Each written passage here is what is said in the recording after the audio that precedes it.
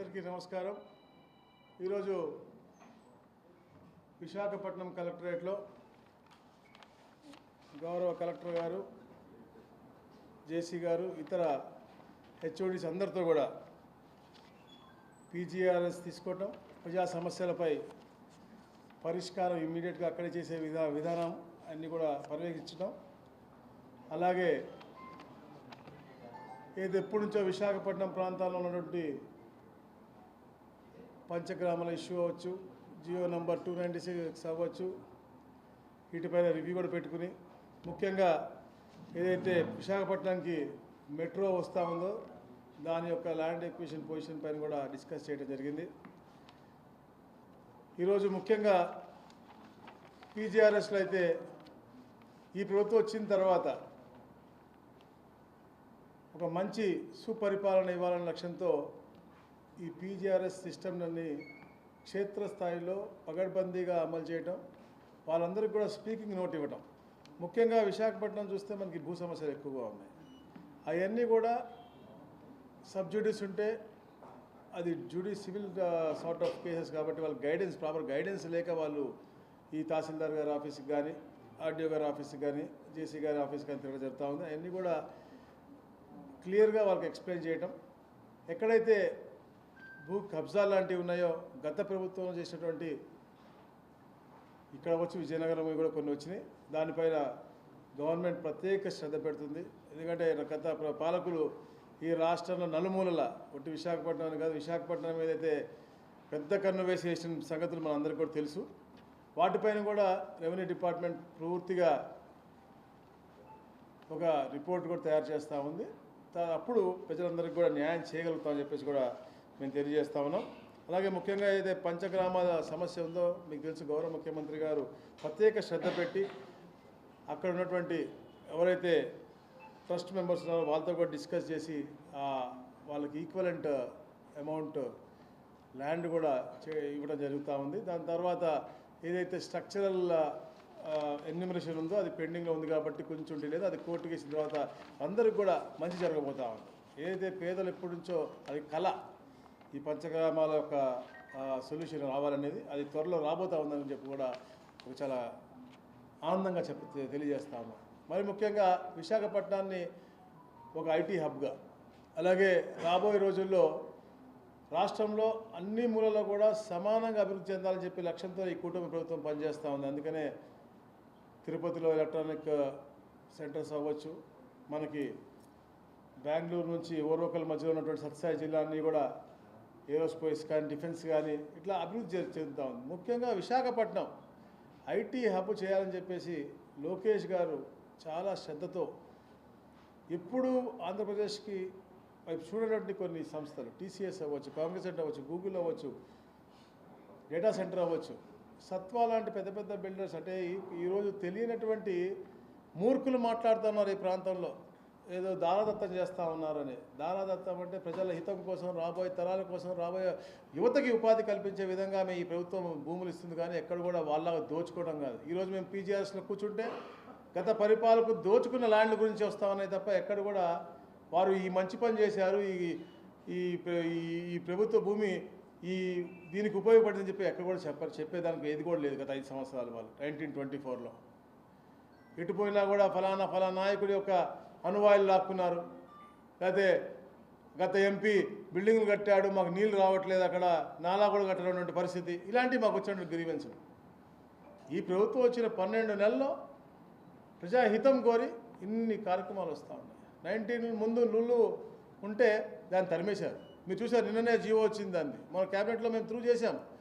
99 సంవత్సరాలు లీజ్ ఇచ్చి గత వేస్ట్ అయిన 3 సంవత్సరాలు కూడా మళ్ళా పరిగణన తీసుకునే విధంగా, అంటే ఒక ఇన్వెస్టర్ వస్తే ఒక ఉపాధి కల్పన, ఒక వాతావరణం క్రియేట్ అయితే ఇంకా వేరే రాష్ట్రాల్లో ఉన్న ఉద్యోగస్తులు వచ్చి ఇక్కడ పనిచేస్తే ఇక్కడ ఎన్వైర్న్మెంట్ మారుతుంది. అలాంటి పాజిటివ్ అట్మాస్ఫియర్ క్రియేట్ చేయడం కోసం విశాఖపట్నంలో ఇవన్నీ చేస్తూ ఉంటే కొందరు చేతకాని మూర్ఖులు వాళ్ళు పదవిలో ఉన్నప్పుడు ఏమీ చేయకుండా ఈ ప్రాంతానికి ఈరోజు చేస్తుంటే దాని మీద బురద జల్లే కార్యక్రమం చేస్తూ మనం నిన్న చూసాం పత్రికా సమావేశాలు వాళ్ళే. విశాఖపట్నం రాబోయే రోజుల్లో ఒక అద్భుతమైన ఐటీ కారిడార్గా, హైదరాబాద్లో మనం ఈరోజు దిగితే ఎలాగైతే మనకి మ్యాన్హాటన్ గుర్తొస్తుందో రింగ్ రోడ్ నుంచి మనం జూబ్లీస్ పోయే లోపల, దానికంటే అత్యధిక స్థానంలో ఈ విశాఖపట్నం రాబోయే రోజుల్లో ఉండబోతుందని చెప్పేసి కూడా నేను తెలియజేస్తా ఉన్నాను. అది మరి ముఖ్యంగా అలాగే విశాఖపట్నంలో ఎప్పటి నుంచో 296 జీవోది ఒక ప్రాబ్లం ఉండింది. దానిపైన ప్రత్యేక రివ్యూ ఇక శాసనసభ్యులు గతంలో కూడా మా రివ్యూ చేసినప్పుడు కూడా ఇచ్చారు. దాన్ని కూడా పరిష్కరించడానికి దానికి ఎంక్వైరీ చేసి దాదాపు 45,000 దాకా అప్లికెంట్స్ ఉన్నారు. దాంట్లో 20,000 క్లియర్ చేయడం జరిగింది. నెల 2 నెలల్లో వాళ్ళకి కన్వెన్స్ డీడ్ ఇస్తారు. ఏదైతే అబ్జెక్షనబుల్ ల్యాండ్స్ ఉన్నాయో దానిపైన కూడా పాలసీ మ్యాటర్స్ కాబట్టి గౌరవ ముఖ్యమంత్రి గారి దృష్టికి తీసుకెళ్ళి ఎట్లా పరిష్కరిస్తే బాగుంటుందని కూడా చెప్పేసి కూడా మేము ఆలోచన చేస్తా ఉన్నాం. ముఖ్యంగా 296 తర్వాత మొన్న గౌరవ లోకేష్ గారి యొక్క కృషితో జీవో నంబర్ 30 ఏదైతే డ్వెల్లింగ్ యూనిట్స్ ఉన్నాయో కట్ ఆఫ్ డేట్ పెట్టి ఉచితంగా వాళ్ళకి చెందాలి, 2 సంవత్సరాలను కన్వెన్స్ డీడ్ ఇచ్చే విధంగా ఈ పెట్టాను. దాంట్లో కూడా 1800 అప్లికేషన్లు ఇక్కడ వచ్చాయని చెప్పారు. తద్వారా వారికి కూడా హక్కు కల్పించే విధంగా ఇంకా ఎవరన్నా ఉన్నా కూడా ఇక్కడ సిటీలో వాళ్ళు కూడా జీవో నెంబర్ 30లో అప్లికేషన్ పెట్టుకుంటే వాళ్ళకి ఇస్తామని చెప్పేసి కూడా మేము తెలియజేస్తా ఉన్నాం.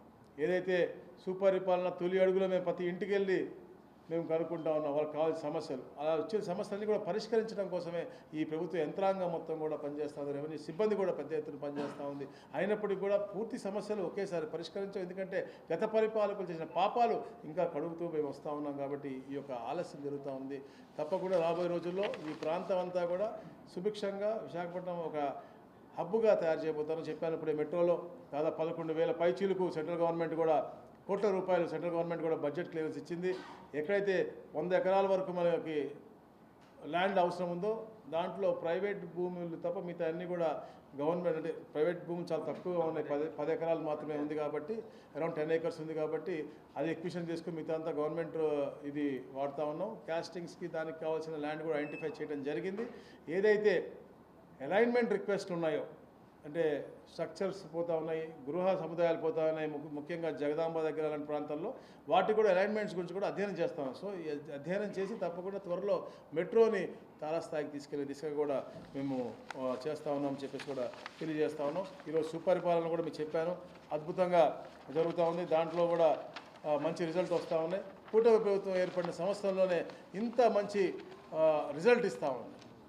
చంద్రబాబు నాయుడు గారు ఒక విజనరీ లీడర్, మానవతా దృక్పథంతో మా పవన్ కళ్యాణ్ గారు, అలాగే ముఖ్యంగా లోకేష్ గారు ఐటీ మినిస్టర్ అయిన తర్వాత, హెచ్ఆర్డి మినిస్టర్ అయిన తర్వాత విద్యాశాఖ విద్యావంతుడు ఒక శాఖ తీసుకున్న తర్వాత ఈ రాష్ట్రంలో ఎంత విలువలతో కూడినటువంటి మనకి కరికులం వస్తుందో, ఎలా పిల్లలకి ఒక మంచి వాతావరణం క్రియేట్ చేయాలో, ఆహ్లాదకరమైనటువంటి వాతావరణంలో వాళ్ళకి ఫెసిలిటీస్ ఇవ్వాలో కూడా అవన్నీ కూడా చేస్తూ ఉన్నారు. ఎప్పుడు లేని విధంగా parent teacher meeting, mega parent teacher meeting చరిత్రలో ఎవరు కూడా చేయలేదు. మనం గిన్నిస్ బుక్ కూడా వెళ్ళింది. అది ఎలాగైతే యోగాంధ్ర ఇక్కడ అద్భుతంగా చేసి మనం గిన్నిస్ బుక్ ఆఫ్ వరల్డ్ రికార్డ్కి వెళ్ళామో, ఎలాగైతే లండన్ వారి యొక్క 22 అవార్డ్స్ వచ్చినాయో దానికంటే అద్భుతంగా ఈ మెగా పేరెంట్ టీచర్ మీటింగ్ కూడా వెళ్ళటం నిజంగా చాలా ఆనందదాయకం. దాంట్లో కూడా లోకేష్ గారికి నేను ప్రత్యేకమైనటువంటి అభినందన తెలియజేసుకుంటా ఉన్నాను.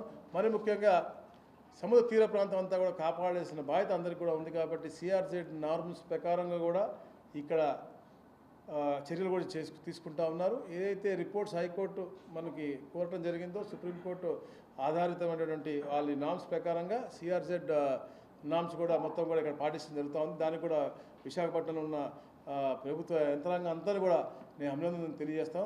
తద్వారా ఏదైతే రాబోయే రోజుల్లో ఒక మంచి స్టేట్లో ఒక పాజిటివ్ ఒక వైబ్ క్రియేట్ చేయాలనుకుంటున్నాను. ఎందుకంటే ఇన్వెస్టర్స్ అందరికీ కూడా ఆంధ్రప్రదేశ్ వైపు చూస్తూ ఉన్నారు. అది ఒక నమ్మకం, ఈ ప్రభుత్వం మీద ఉన్న నమ్మకం. ఈరోజు చంద్రబాబు నాయుడు గారు సింగపూర్ వెళ్ళినా అది కేవలం ఈ ప్రాంతంలో అభివృద్ధి చేయాలి, రాష్ట్రాన్ని తారాస్థాయికి తీసుకెళ్లాలని లక్ష్యంతో పనిచేస్తాను. నిన్న కూడా మనం చూసాం, సింగపూర్లో వెళ్తే 20 గంటల సేపు వారు పనిచేయడం, ఇన్వెస్టర్తో మీటింగ్స్ పెట్టుకోవడం, వారికి మనకి ఇస్తున్న పాలసీస్, నూతన పాలసీస్ కూడా అన్నీ కూడా వాళ్ళని ఆకర్షించే విధంగా ఈ దేశంలో ఉన్న ప్రతి రాష్ట్రం కూడా వీళ్ళకి అవకాశం కల్పిస్తున్నప్పుడు కూడా వాళ్ళందరూ కూడా ఆంధ్రప్రదేశ్ వైపు చూస్తూ ఉన్నారు. అంటే అది ఈ కూటమి ప్రభుత్వం పైన ఉన్నటువంటి నమ్మకం. ఈ ప్రాంత అభివృద్ధి కోసం ఈ నాయకులు తప్పకుండా కృషి చేస్తారని, విశాఖపట్నాన్ని తారాస్థాయికి కూడా తీసుకెళ్తారు. అలాగే ల్యాండ్ విషయాలకు వస్తే, రెవెన్యూ విషయాలకు వస్తే ముఖ్యంగా ఇప్పుడు తరతరాల వచ్చినటువంటి ఇబ్బందులు కొన్ని ఈ ప్రాంతంలో ఉన్నాయి. అవన్నీ కూడా అంటే ఎస్టేట్ భూములు అవ్వచ్చు, లేదు ఇనాం భూములు అవ్వచ్చు, హెల్డ్ ఓవర్ అవ్వచ్చు, సీ ఎక్విడెడ్ అవ్వచ్చు, ఈ ప్రాంతంలో ఎక్కువగా ఉన్నాయి. అవన్నీ కూడా జియోఎం ద్వారా ఒక పాలసీ తీసుకొచ్చి తప్పకుండా సాల్వ్ చేయాలని. ఎందుకంటే పేదవాడికి ఎవరికి కూడా అన్యాయం జరగకూడదు. తప్పకుండా పేదవాడు ఎవరైతే ఆ భూమిని అనుభవిస్తా ఉన్నాడో అతనికి ఏదో ఒక సొల్యూషన్ చూపించి అతనికి హక్కు కల్పించే విధంగా చేయాలని చెప్పేసి గౌరవ ముఖ్యమంత్రి గారు ఎప్పుడు కూడా ఆలోచన చేస్తారు. కాబట్టి జియోఎం చాలా పాజిటివ్గా వెళ్తూ ఉంది. జియోఎంలో గ్రూప్ ఆఫ్ మినిస్టర్స్లో మేము ఇప్పటికే 6 మీటింగ్లు పెట్టుకున్నాం. దాంట్లో ఫ్రీ హోల్డ్ గురించి డిస్కస్ చేసాం, ఎస్టేట్ భూముల గురించి డిస్కస్ చేసాం, ఇనాం భూముల గురించి డిస్కస్ చేసాం. ఇలాంటి అన్నీ కూడా త్వరలో ఒక మంచి శుభార్తతో ముందుకు రాబోతాను. ఏదైతే పేదవాడు ఉన్నాడో వాడికి న్యాయం జరిగే విధంగా ఉండాలి తప్ప అన్యాయంగా గత 5 సంవత్సరాల్లో గత పరిపాలకులు లాక్కున్న వారికి న్యాయం జరగకూడదు అనే విధంగా మేము చేస్తా ఉన్నాం. అందుకే అది కూడా శుభవార్త రాబోతుందని చెప్పి కూడా మీ అందరికీ తెలియజేస్తాను. ఎక్కువగా 22A సమస్యలు ఎక్కువగా కనపడతా ఉన్నాయి. ఇక్కడ ఫిబ్రవరి 17న మేము మెమో ఇవ్వడం జరిగింది గవర్నమెంట్ తరఫున. ఏదైతే ఎండోమెంట్స్లో కానీ వక్ఫ్లో కానీ ఇతర గవర్నమెంట్ చిన్న ముక్క ఉంటే మొత్తం సర్వే నెంబర్ పెట్టిన 22Aలో పెట్టినవన్నీ కూడా రిజాల్వ్ చేయమని చెప్పాము. అలాంటి సమస్యలు ఇంకా వస్తూ ఉన్నాయి. దాని మీద మేము ప్రత్యేకమైనటువంటి రివ్యూ మళ్ళీ పెట్టుకుని ఎక్కడ కూడా అన్యాయంగా 22Aలో ప్రైవేట్ భూమి పెట్టకూడదు. అది మా ముఖ్యమంత్రి గారు చాలా క్లియర్గా చెప్పారు. పొరపాటున అవి ఉన్నా కూడా ప్రతి ఒక్క అధికారిని కూడా మేము హెచ్చరించాము. ఇప్పుడు కూడా అవన్నీ కూడా ఎంక్వైరీ చేసి ఆ 22Aలో ఏదైతే ఉన్నాయో రీజనల్ వారీగా అంటే మండలాలు గ్రామాల వారీగా లిస్ట్ అంతా తీసి మళ్ళీ ఒకసారి అధ్యయనం చేసి ఎక్కడన్నా ప్రైవేట్ భూమి అన్యాయంగా అంటే డిస్ప్యూట్లో ఉంటేనో లేదా గవర్నమెంట్ ల్యాండ్ అయితేనో లేకపోతే గవర్నమెంట్ దేనికైనా డెవలప్మెంట్కి ఏదైనా ఇన్స్టిట్యూషన్కి ఇస్తేనో అట్లాంటి కొన్ని రీజన్స్ మూలంగా 22Aలో ఉండాలి తప్ప ప్రైవేట్ భూమి ఉండకూడదు అనేది మాత్రం ఈ ప్రభుత్వం చాలా క్లియర్గా ఉంది. దాని మీద ప్రత్యేకమైన శ్రద్ధ కూడా మేము పెడతా ఉన్నామని చెప్పేసి కూడా మీ అందరికీ కూడా తెలియజేస్తూ ఉన్నాం. బ్రదర్, నువ్వు కొన్ని పేర్లు చెప్పావు. వాళ్ళు ఎప్పుడన్నా ప్రజాహితం కోసం కోరిన వాళ్ళకి ఎప్పుడన్నా తెలుసా? ఇప్పుడు వచ్చింది విజయనగరంలో కూడా ఒక పేదవాడు వచ్చాడు. నువ్వు చెప్పిన పేరులో ఒకళ్ళు వాళ్ళ భార్య పేరు మీద అతను భూమిని ఎట్లా అన్యాక్రాంతం చేశారు. మేము ప్రజల్లోకి వెళ్తుంటే వాళ్ళు అన్యాయంగా లాక్కున్నారు, ఇగో చూసుకోండి మా భూమి ఇక్కడ ఉంది విజయనగరంలో, ఇట్లా వారి భార్య పేరు మీద రాయించుకున్నారని చెప్పి అలాంటి సమస్యలు వస్తున్నాయి. కానీ ఎప్పుడన్నా మంత్రులు చేశారు, పెద్ద పెద్ద మంత్రులు ఒక ఇన్వెస్ట్మెంట్ తీసుకురావడం కోసం కానీ లేదు. ఈ ప్రాంతం నుంచి కూడా రెవెన్యూ మంత్రులు చేశారు. ఎక్కడన్నా కూడా ఒక భూ సమస్యలు ఇలా పరిష్కరిద్దామనేది అంటే ఇది వెంటనే పరిష్కారం అవుతుందని నేను చెప్పను. ఎందుకంటే భూ సమస్య అనేది నెవర్ ఎండింగ్ స్టోరీ. ఎందుకంటే ఒకరికి ఒక వైపు చూస్తే ఇంకో వైపు ఉంటారు. సో అది దాన్ని రిజాల్వ్ చేసే దిశగా లేకపోతే ఒక పాలసీ మ్యాటర్ ఉంటే ఆ పాలసీ మ్యాటర్ తీసుకొస్తే ఇంతమందికి న్యాయం జరుగుతుంది. తప్పకుండా చేయాలి, తప్పకుండా ఈ ప్రభుత్వం పనిచేస్తూ ఉంది. లుల్లు మార్కెట్ ఒక దేశంలో ఎక్కడో ఏదో ప్రాబ్లం వచ్చి ఉండొచ్చు లుల్లు వాళ్ళది, కానీ వాళ్ళు రెనౌండ్ పీపుల్. మేము ప్రతి ఒక్క మనిషిది కూడా వాళ్ళ యొక్క బ్యాంక్ వాళ్ళ వ్యవస్థ లేదా వాళ్ళ యొక్క వాల్యుయేషన్ ప్రకారంగా మేము ఇస్తూ ఉన్నాం. ఇప్పుడు టీసీఎస్కి ఇచ్చాము. టీసీఎస్ లాంటి దానికి 99 పైసలకి ఎందుకు ఇచ్చామని అంటే దాదాపు అంటే అదొక రెనౌండ్ కంపెనీ. వాళ్ళు ఇక్కడ రావాలి అంటే వాళ్ళకి అంత ఉండకపోవచ్చు. వాళ్ళకి చంద్రబాబు నాయుడు గారి నమ్మకం ఉంది. అలాగే ఈ ప్రాంతంలో ఒక మంచి అభివృద్ధి చేయాలనే లక్ష్యం వాళ్ళకి. ఎందుకంటే వాళ్ళు ఆ రోజు చంద్రబాబు నాయుడు గారు పిలుపు మేరకు హైదరాబాద్లో చేశారు, ఇక్కడ కూడా చేయాలనే ఒక తపన ఉంది వాళ్ళకి. మీరు చూడండి, గుజరాత్లో ఆ రోజు అభివృద్ధి చెందుతున్న తరుణంలో టాటా మోటార్స్ వాళ్ళు కలకత్తా పోతూ ఉంటే మోడీ గారు 99 పైసలకే ఇచ్చారు. అప్పుడు నానో కారు వాళ్ళు గుజరాత్లో స్టార్ట్ చేశారు. అక్కడ స్టార్ట్ అయింది వాళ్ళకి ఇండస్ట్రియలైజేషన్. గుజరాత్ ఈరోజు తారాస్థాయిలో ఉంది. అలా కొందరికి మనం అలా అవకాశం కల్పిస్తేనే ఈ ప్రాంతం మారుతుంది. ఇది నా కోసమో వారి కోసమో కాదు, వారి పిల్లల కోసమో కాదు. ఇది రాష్ట్ర అభివృద్ధి కోసం, ఈ ప్రాంత అభివృద్ధి కోసం, రాబోయే తరాల అభివృద్ధి కోసం తప్ప వేరేది ఏమీ లేదు. లుల్లు కూడా స్పెషల్గా మేము ఎందుకు తీసుకున్నామంటే వాళ్ళు ఎంతో మంచి ఆలోచనతో ఇంతకుముందు ఇక్కడికి వచ్చారు. గత పరిపాలకులు ఎవరైతే చెప్పారో మీరు మేము పేర్లు కూడా తీయము, కానీ వాళ్ళు ఇక్కడ తరిమేశారు వాళ్ళని. అదే మార్కెట్ ఇది లుల్లు మార్కెట్ కానీ లేదా టీసీఎస్ అంటే సంస్థ ఇక్కడ వచ్చి ఉంటే ఇక్కడ ఎన్వైర్న్మెంట్ ఎట్లా ఉండేది. నిన్న సాయంత్రం విశాఖపట్నం బీచ్ మీద నేను పోతా ఉంటే ఏదో పండుగ వాతావరణం కనపడతా ఉంది. అది అన్నీ కూడా ఎందుకంటే ఒక వైబ్రెంట్ మూడ్లో పబ్లిక్ కూడా ఉన్నారు. మీరు యోగాంధ్ర చూశారు మొన్న, ఎవరు ఊహించలేదు ఇంతమంది ఇలా వస్తారా అనేది. అద్భుతమైన వాతావరణం క్రియేట్ అవుతుంది. దాన్ని పాజిటివ్ మోడ్గా తీసుకుని ఈ ప్రాంత అభివృద్ధికి వాళ్ళు చేయలేదు, అట్లీస్ట్ సహకరించకపోయినా కామ్గా ఉంటే చాలు. వాళ్ళు వచ్చే వాళ్ళని తరిమేయకుండా వచ్చేవాళ్ళు మేము తరిమేస్తాము, 20 సంవత్సరాల తర్వాత మాకు వయసు ఉంది మేము వస్తాము అప్పుడు తరిమేస్తాము అంటే అది వాళ్ళు హాని కోరుతా ఉన్నారు. డెఫినెట్లీ మేము ఏదైతే నామ్స్ ఉన్నాయో ల్యాండ్ ఎక్విజిషన్ నామ్స్ ప్రకారమే మేము చేస్తాం. ప్లస్ 99% మేము we are going for government lands only. ఎక్కడ కూడా ప్రైవేట్ ల్యాండ్స్ ఎక్విజిషన్ ఎక్కడంటే ఇప్పుడు మనకి ఆర్సల్ మెటల్ వస్తుంది, ఒక బిగ్ చంక్ కావాలా, దాని ద్వారా అక్కడ మనం ల్యాండ్ ఎక్విజిషన్ చేస్తాం. లేదు ప్రైవేట్ భూమి ఏదైనా తీసుకుంటే వాళ్ళకు కూడా హౌసింగ్ కానీ దేనికి కానీ కూడా ల్యాండ్ పూలింగ్ సిస్టమ్ తీసుకుని ఎలాగైతే మనం అమరావతిలో లబ్ధి చేశామో రైతులకి ఇక్కడ కూడా లబ్ధి చేయాలనే ఆలోచనలో ముఖ్యమంత్రి గారు ఉన్నారు. ఎక్కడ కూడా వాళ్ళ దగ్గర రూపాయి భూమి 10 పైసలు తీసుకుని వాళ్ళకి అన్యాయం చేద్దామని కాదు. If they want to give one land acquisition okay, లేదు అంటే ల్యాండ్ పూలింగ్ తీసుకుని ఈ అభివృద్ధిలో వాళ్ళు కూడా భాగస్వాములు చేయాలనే ఆలోచన ఈ ప్రభుత్వానికి క్లియర్గా ఉంది. డెఫినెట్లీ చూస్తామంటే ఇప్పుడు దాని మీద ఎక్కడెక్కడ అంటే ఇదేనే కాదు, ఓవరాల్గా కూడా ఈ రాష్ట్రంలో బౌండరీస్ ఎక్కడెక్కడ దూరం ఉన్నాయి, ఎక్కడెక్కడ మనం రీఆర్గనైజ్ చేయాలో దాని మీద రీఆర్గనైజ్ చేయాలో దాని మీద మేము ఒక కమిటీ వేశారు, జియో వేశారు. అది అధ్యయనం చేస్తుంది. ఎందుకంటే ఇప్పుడు బౌండరీస్ అయితే ఇప్పుడు మార్చడానికి లాక్-ఇన్ ఉంది. ఇప్పుడు సెంట్రల్ గవర్నమెంట్ ఏదైతే డీలిమిటేషన్ కానీ మన జనగణన కోసం మొత్తం బౌండరీస్ లాక్ చేసింది. బౌండరీస్ మార్చలేము, కానీ ఏదైతే పరిపాలన సౌలభ్యం కోసం ఈ జిల్లాలు ఏర్పడినాయో దాంట్లో కొన్ని ఇబ్బందులకరమైన వాతావరణం మనం చూస్తా ఉన్నాం. మీరు చెప్పినట్టుగా కొన్ని జిల్లాల్లో చాలా డిస్టెన్స్ ఉంది, ఇబ్బంది ఇక్కడని కాదు చాలా దగ్గర. సో మేము కూడా ఎలక్షన్లో మేము ప్రామిస్ చేస్తున్నాం, వీటి మీద అధ్యయనం చేస్తున్నాం. అది it will take some time. 18 months మనకు లాక్-ఇన్ ఉంది, దాని తర్వాత చేస్తాం. సక్సెషన్ సర్టిఫికేట్ ఏదైతే మేము చెప్పామో వాళ్ళకి సౌలభ్యం ఉండాలా, ఈ డిస్ప్యూట్స్ జీరో అయిపోవాలనే లక్ష్యంతో మేము తీసుకున్నాము. దీంట్లో చిన్న హ్యాజిల్ ఏమొచ్చిందంటే రిజిస్ట్రేషన్స్ అనేది మేము సచివాలయం నుంచి మొత్తం ఎత్తేసాం. యాక్చువల్ సచివాలయం నుంచి ఎత్తేసి రిజిస్టర్ ఆఫీస్లో పెట్టాం. సో ఇది సక్సెషన్ సర్టిఫికేట్ అనేది వాళ్ళు దూరం వెళ్ళలేరేమో చేద్దామంటే మళ్ళీ వాళ్ళందరికీ ట్రైన్డ్ పీపుల్ ఉండాలి సచివాలయంలో. సో ఇది కూడా రిజిస్టర్ ఆఫీస్కే ఇవ్వాలి కాబట్టి దాని మీద చిన్న అమెండ్మెంట్ ఉంది, కూడా కొంచెం డిలే ఉంది. వితిన్ ఫ్యూ డేస్ అది మీకు వచ్చేస్తుంది. 100% what you have told succession certificate 100 రూపాయలకే వచ్చే విధంగా, అలాగే 10 లక్షల కంటే ఎక్కువ ఉంటే 1000 రూపాయలు వచ్చే విధంగా 100% ఇంప్లిమెంట్ చేస్తాం. అది డెసిషన్ ఇస్ టేకెన్. బట్ ఎలా రిజిస్ట్రేషన్ చేయాలి అనేది మీద అధ్యయనం చేస్తా ఉన్నాం. మేమేం చెప్పాము సచివాలయంలో చేయాలని ఆలోచన చేస్తా ఉన్నాం. బట్ దానికి మొత్తం వ్యవస్థ అంతా కూడా మన సచివాలయం ఓన్లీ ఫర్ సక్సెషన్ సర్టిఫికేట్ ఉండాలి అంటే చాలా భారం అవుతుంది. సో దాన్ని కూడా రిజిస్టర్ ఆఫీస్ ప్రతి గ్రామంలో రిజిస్టర్ ఆఫీస్ ఉంది, ప్రతి హెడ్ క్వార్టర్స్లో ఉంది కాబట్టి మనకు బాధ లేదు. 1419 అనేది డిఫరెంట్ ఎపిసోడ్. మనం ఎవరో రాష్ట్ర విభజన కోరుకోలేదు, మనందరం కలిసే ఉందాం అనుకున్నాం. హైదరాబాద్ అభివృద్ధి చెందుతుంది బాగుంది అనుకున్నాం, కానీ వాళ్ళ ప్రాంతీయ ప్రీతితో రాష్ట్ర విభజన జరిగింది. మనం కూడా ఆలస్యంగా ఇటు వచ్చాం. 14 వెంటనే రాలే మనం పరిపాలన ఇక్కడ ఆలస్యంగా స్టార్ట్ చేసాం. అక్కడి నుంచి చేసుకున్నాం, ఇక్కడ చేసుకున్నాం. ప్లస్ నూతనంగా మనకి రాష్ట్ర విభజన జరిగింది, రాజధాని లేదు, మనకి ఇండస్ట్రీస్ తక్కువగా ఉన్నాయి అని మనం ఒక బాధ ఉండింది ఇప్పుడు కూడా. సో దాన్ని పెట్టడానికి మనకు టైం సరిపోలేదు. అప్పుడు అబద్ధాలు చెప్పి 19లో ఏదో కొన్ని మనం ఇన్వెస్ట్మెంట్స్ తెచ్చామో అవన్నీ కూడా కార్యాచరణ అయ్యే లోపల ఇప్పుడు ల్యాండ్ పూలింగ్ చేసి అమరావతిలో ల్యాండ్ పూలింగ్ చేసి యాక్సెస్ రోడ్స్ వరకు వేయగలిగాం. మొత్తం అంతా డెవలప్మెంట్ చేయలేకపోయాం. ఈరోజు 50,000 కోట్ల రూపాయల టెండర్లు అయిపోయినాయి. మీకు వెళ్తే మీకు ఇప్పుడు క్రేన్స్ కనపడుతూ ఉంటాయి. ఇది వర్క్ అనేది స్టార్ట్ అయ్యింది అక్కడ మీకు అమరావతిలో. సిమిలర్ వేగా టీసీఎస్కి ఇచ్చినా, కాగ్నిజెంట్కి ఇచ్చినా, లేకపోతే మీకు గూగుల్కి ఇచ్చినా, వీళ్ళందరూ టైం ఓరియంటెడ్గా ఇచ్చాం, టైం బాండింగ్ ఇచ్చాం. వీళ్ళందరూ కూడా ఇన్ని సంవత్సరాల్లో ఫేజ్ 1 చేయాలా, ఇన్ని నెలలలో ఇది చేయాలి, తర్వాత ఇన్ని సంవత్సరాలు ఇది చేయాలి, 28 కల్లా ఇది పూర్తి చేయాలి. లేదు అంటే కొన్నిటికి 20 జేఎస్డబ్ల్యూ ఉంది, జిందాల్ స్టీల్ వాళ్ళది, వాళ్ళకి 20-31 కూడా ఇచ్చే మనం ఇన్సెంటివ్స్ ఇస్తూ ఉన్నాం. ఉచిత దానికి Singapore has got separate entity.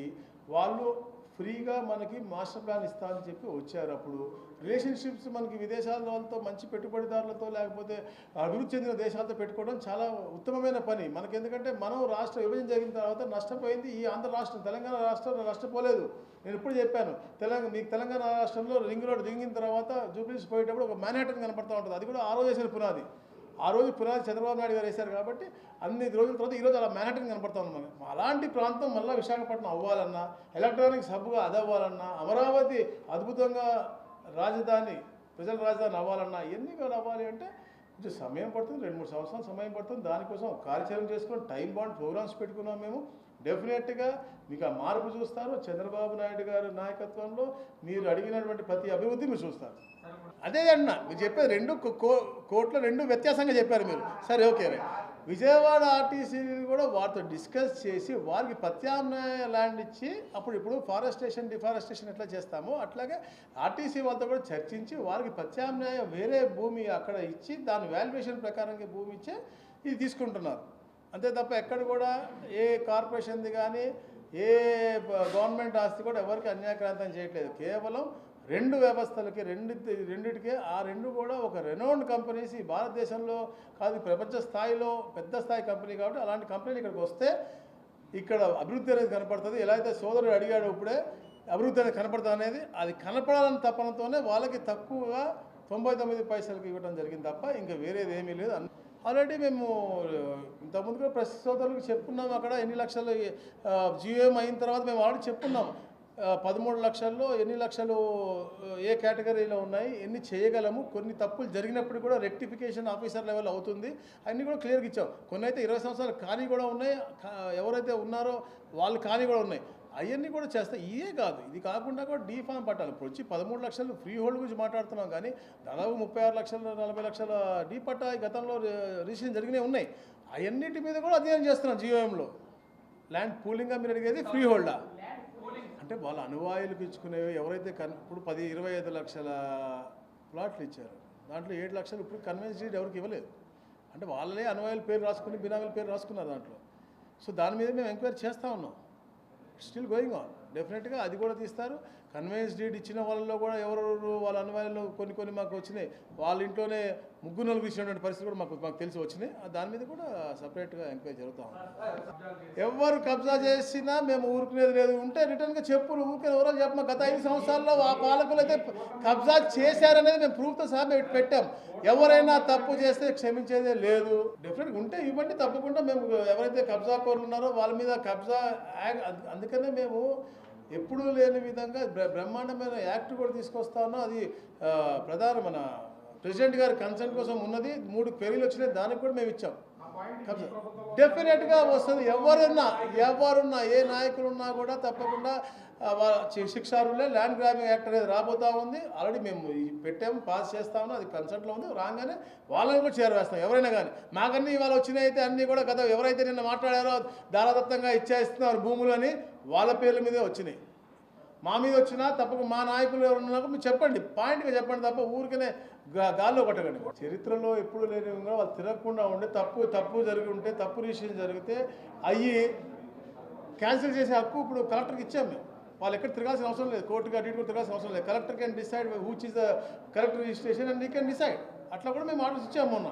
మేము చాలా సింప్లిఫై చేసే విధానంగా ముందుకెళ్తున్నాం తప్ప ఎక్కడ కూడా కాంప్లికేట్ చేసే విధానంగా పోవట్లేదు. నేను చాలా క్రిస్టల్ క్లియర్గా మీకు చెబుతూ ఉంది. చాలా డిమాండ్స్ మేము చాలా ఉన్నాయి. ఇక్కడ కాదు, మార్కాపురం దగ్గర స్టార్ట్ చేస్తే మీకు నెల్లూరు దగ్గర ఉన్నాయి, చిత్తూరులో ఉన్నాయి, మీకు హిందూపురంలో ఉన్నాయి, అన్నీ ఉన్నాయి. ఇవన్నీ కూడా అధ్యయనం చేస్తాం. జియో మేసి అధ్యయనం చేసి after 18 months after the boundaries lock in period అయిన తర్వాత వాటికి అన్నీ కూడా సానుకూలంగా చేస్తాం.